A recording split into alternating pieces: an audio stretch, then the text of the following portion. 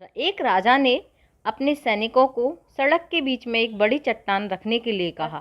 राजा ने अपने सैनिकों से छुपकर उस चट्टान पर नज़र रखने के लिए कहा और कहा कि देखना उस चट्टान को कौन हटाता है।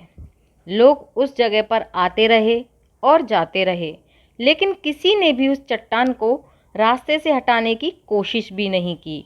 उस चट्टान के पास से लोगों के गुजरने वालों में से राजा के कुछ करीबी लोग और शहर के बड़े व्यापारी भी शामिल थे, और उनमें से कुछ लोग तो राजा को ही कोसने लगते कि क्या राजा हैं जो इस चट्टान को रास्ते से भी नहीं हटवा सकते।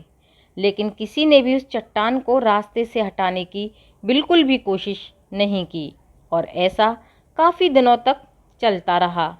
एक दिन एक किसान अपनी सब्जियों के साथ उधर से गुजर रहा था।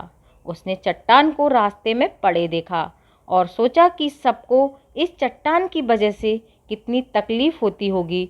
उसने अपनी मजबूत लाठी से उस चट्टान को एक तरफ धकेलने की कोशिश शुरू कर दी। काफ़ी कोशिश के बाद वह उस चट्टान को सड़क से हटाने में कामयाब हो गया।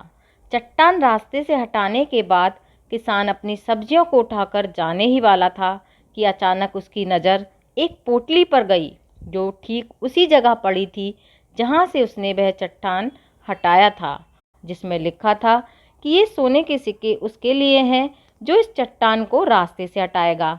दोस्तों, बिल्कुल ठीक इसी तरह हम सबकी जीवन में भी कई परेशानियां आती हैं।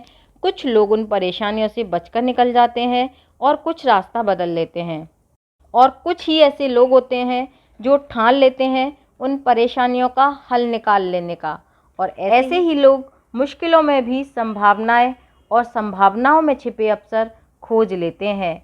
इसलिए जीवन की परेशानियों से बिल्कुल भी मत घबराओ, बल्कि उन परेशानियों को हल करने की कोशिश करते हुए जीवन के सफ़र में आगे बढ़ते रहना चाहिए।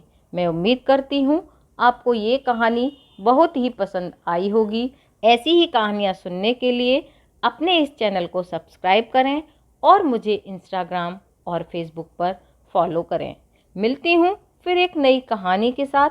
तब तक के लिए वंदे मातरम।